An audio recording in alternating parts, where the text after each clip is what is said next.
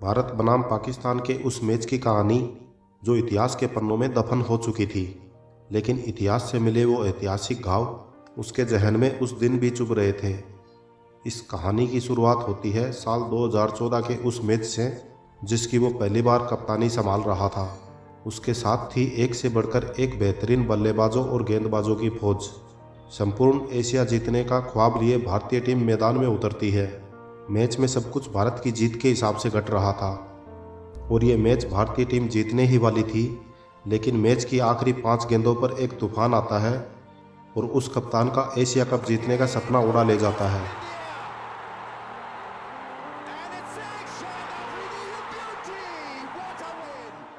ये कहानी है क्रिकेट के किंग कोहली के प्रतिशोध की, जब वो शख्स पहली बार अपने देश की कमान संभाल रहा था और भारतीय क्रिकेट फैंस की निगाहें कोहली पर थी। टीम इंडिया की जिम्मेदारी अब कोहली के कंधों पर थी। तारीख 2 मार्च 2014, एक मैच, 2 टीमें और 22 खिलाड़ी। लेकिन एशिया कप जीतने का वो सपना उन 2 छक्कों के साथ चकनाचूर हो जाता है। अफरीदी के 2 छक्कों से मिली वो हार कोहली के जहन में घाव कर चुकी थी। मैच के आरंभ से ही team India back to back अपने विकेट खो रही थी। उस मैच में न तो गब्बर चला और न ही विराट का बल्ला। उस मैच में पहली बार टीम इंडिया ने अपने घुटने टेक दिए थे। रोहित, रायडू और जडेजा के संघर्ष ने भारत को बड़ी मुश्किल से एक सम्मानजनक स्कोर तक पहुंचाया था। टीम इंडिया पहले बल्लेबाजी करते हुए महज 245 रन ही बना पाती है। जडेजा की नाबाद 52 रनों की पारी की बदौलत भारतीय टीम 245 रनों तक पहुंच पाई थी। 245 रनों का पीछा करने उतरी पाकिस्तान की टीम शुरुआत के 10 ओवरों में बिना विकेट खोए 71 रन बना लेती है। पाकिस्तानी प्लेयर अपने विस्फोटक अंदाज में बल्लेबाजी कर रहे थे। पाकिस्तान की टीम इस लो स्कोरिंग मैच को बड़े आराम से जीत सकती थी, लेकिन जीते हुए मैच में हारने का नाटक ना करे फिर वो पाकिस्तान ही क्या। वहीं अगले 129 रन बनाने के लिए पाकिस्तान ने अपने 5 विकेट खो दिए थे। उसका कोई प्लेयर बेवजह आउट हो रहा था तो कोई प्लेयर यस नो के बीच रन आउट हो रहा था। पाकिस्तानी फैंस को भी समझ नहीं आ रहा था कि आखिर ये हो क्या रहा है। अगले 36 रन बनाने में पाक ने अपने 3 विकेट और खो दिए। टीम इंडिया के पलटवार से पाकिस्तानी टीम ताश के पत्तों की तरह ढेर हो चुकी थी। शुरुआत में एक तरफा चल रहा वो मैच अब एक रोमांचक मैच में बदल चुका था। आखिरी ओवर में पाकिस्तान को वो मैच जीतने के लिए 10 रन बनाने थे और भारत को जीतने के लिए या तो 2 विकेट चटकाने थे या फिर आखिरी ओवर में 10 रन डिफेंड करने थे।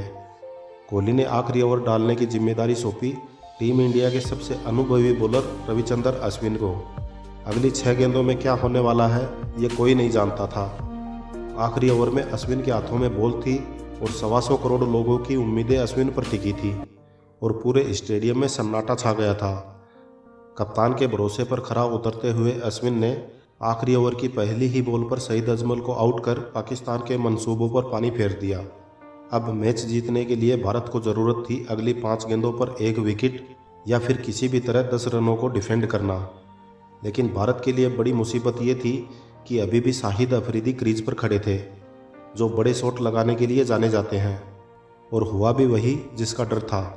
ओवर की तीसरी बॉल पर अफरीदी ने छक्का लगाते हुए सभी भारतीय फैंस की सांसें रोक दी और अगली बॉल पर फिर से लॉन्ग ऑन पर छक्का लगाकर मैच पाकिस्तान को जिता दिया। तीसरी और चौथी बॉल पर जो हुआ उससे विराट का सपना एक सपना बनकर रह गया। अफरीदी के उन 2 छक्कों से पाकिस्तान वो मैच जीत चुका था।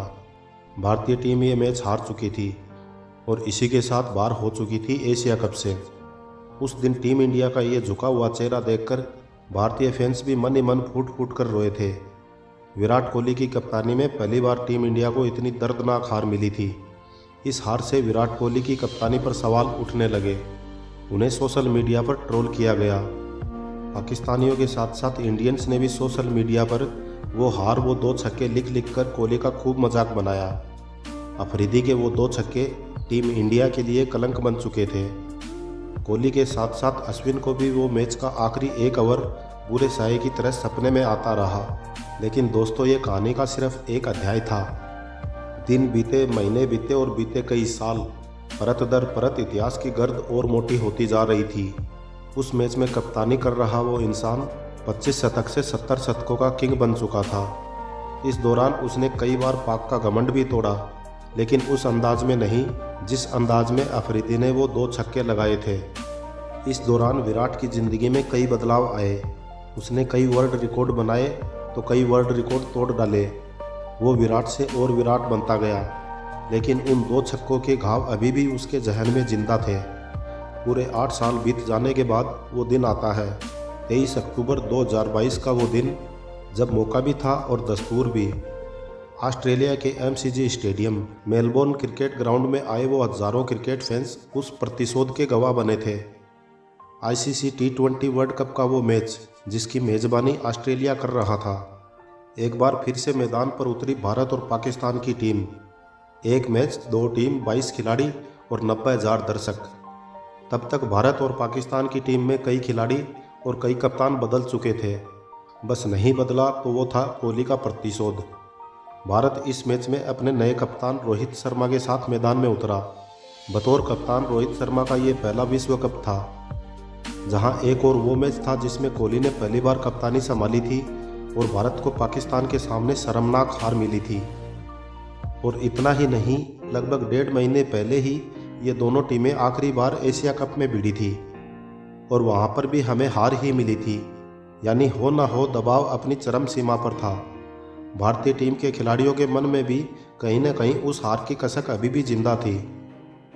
और तो और स्टेडियम में आए 90,000 से ज़्यादा दर्शक इस बात का संकेत थे कि ये मैच क्या महत्व रखता है।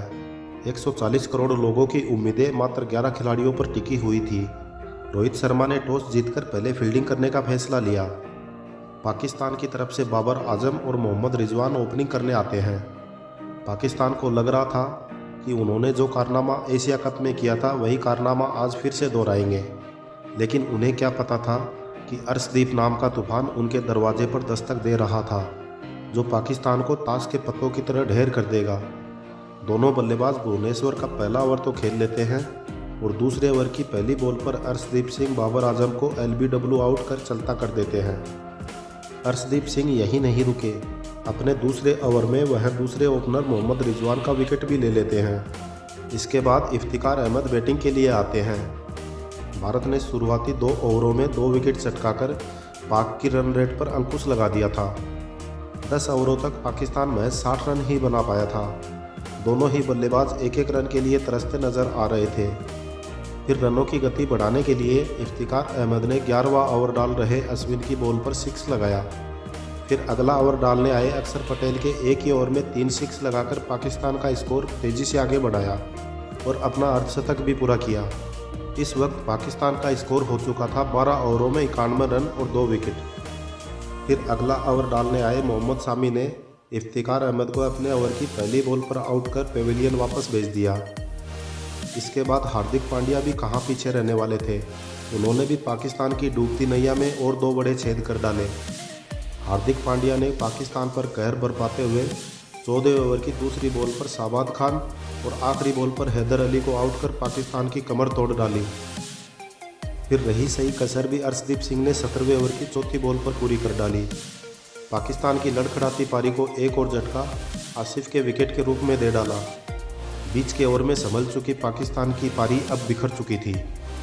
उसके बाद शान मसूद के 52 रन और शाहीन शाह अफरीदी की 16 रनों की पारी ने पाकिस्तान को जैसे तैसे करके 159 रनों तक पहुंचा दिया। अब भारत को ये मैच जीतने के लिए चाहिए थे 120 गेंदों में 160 रन। पाकिस्तान की शानदार गेंदबाजी के सामने 160 रनों का लक्ष्य इतना भी आसान नहीं था। 159 रनों का पीछा करने उतरी टीम इंडिया के बल्लेबाज KL राहुल और हिटमैन रोहित शर्मा दोनों ही शुरुआती ओवरों में पाकिस्तान के सामने घुटने टेक देते हैं। उस दिन न तो राहुल की क्लास लगी और ना ही हिटमैन का बल्ला चला। दूसरा ओवर डाल रहे नसीम शाह की अंदर आती गेंद पर इनसाइड एज के चलते राहुल बोल्ड हो जाते हैं। फिर चौथे ओवर की दूसरी बॉल पर हरीश रऊफ रोहित शर्मा को इफ्तिकार अहमद के हाथों कैच आउट करवा देते हैं। महज 10 रन के स्कोर पर भारत के दोनों ओपनर बल्लेबाज पेविलियन लौट चुके थे।